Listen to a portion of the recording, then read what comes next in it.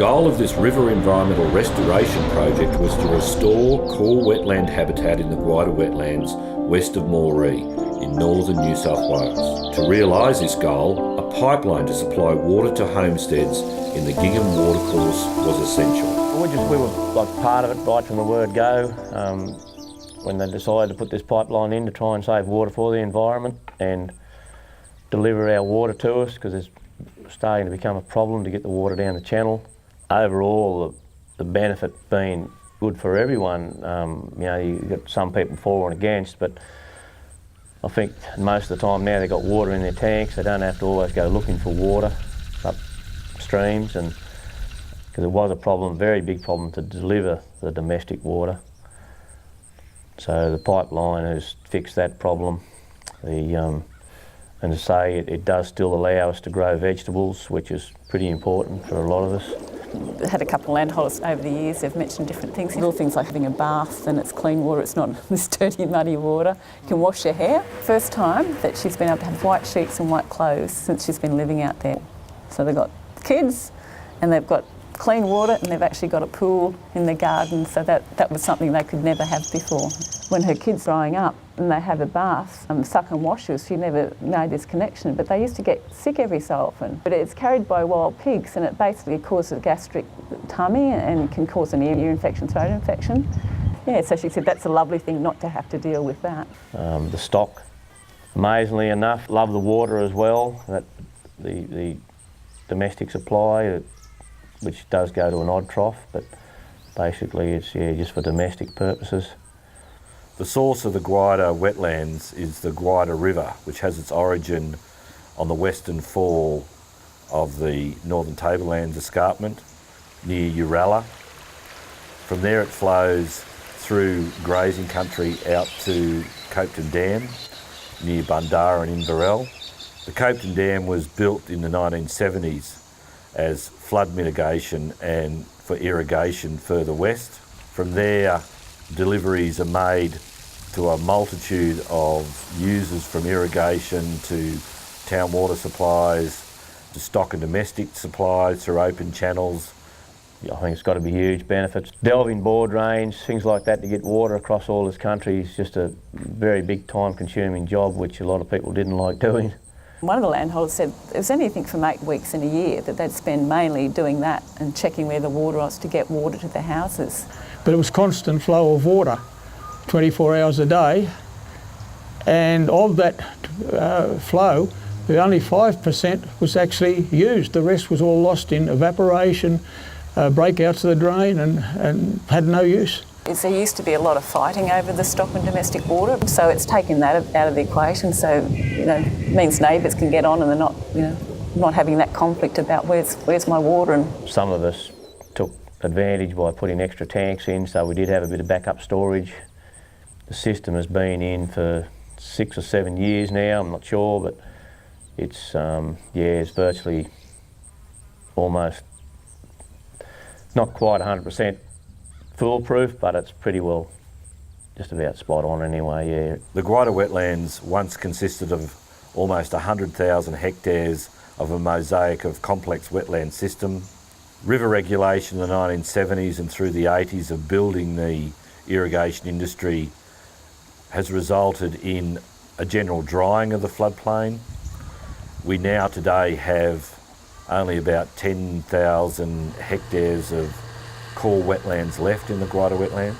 There's 52 houses connected and the water savings is 950 megalitres. A very big area, project area, is 90,000 hectares. The Gingham pipeline is 250 kilometres long, provides domestic water for house and garden use. It's not potable water, so it's not for drinking. The project itself cost $2.3 million for the infrastructure, and overall was about $2.8 million. Once the pipelines were in place, works to close the network of open drains was needed in order to restore natural flooding to the wetlands, in turn starting the process of self-repair. I think one of the features of the project though is by providing all the domestic water from bores, it provides good quality, non-seasonally affected water supply, so people can have water all year round. and it allowed the Office of Environment Heritage to manage the rehabilitation of the Gingham Channel, because the water wasn't sent down there for stock use, and they could manage it for environmental purposes.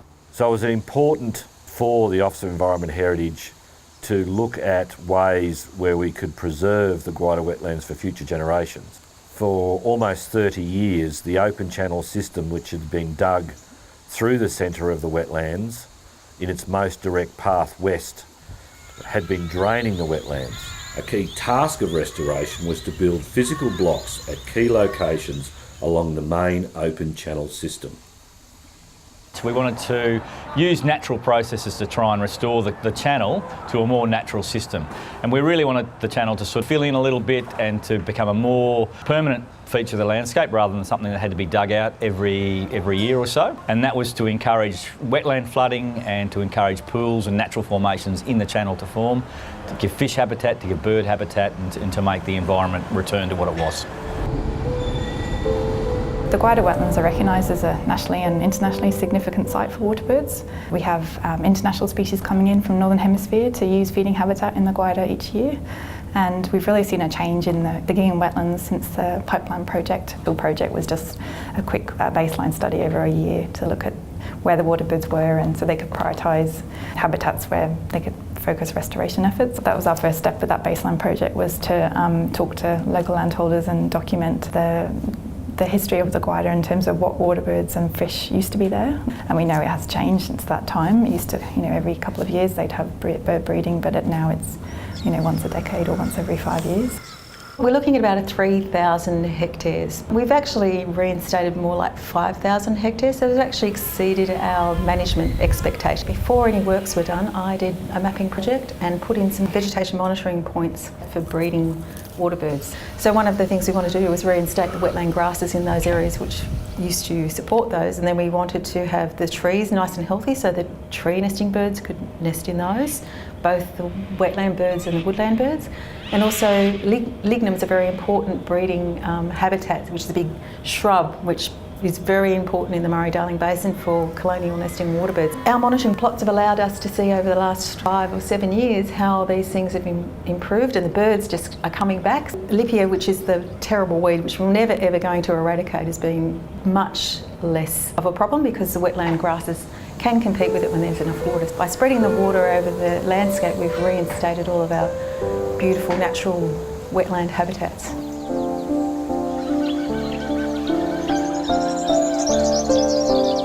Overwhelming, the positives have far outweighed the negatives. Economic benefit, it improves the pasture for the graziers. There's no doubt that they can get more feed off. Productivity, it's, doubled or tripled to what we originally had, yes. It's been some really strong environmental outcomes. And then it's just brought all our bird life and everything back to life again down there. So I think it's a wonderful thing that's happened. It's a win-win for the environment and also for the landholders. The results of this project clearly show that if you give the environment half a chance and time, it will self-repair.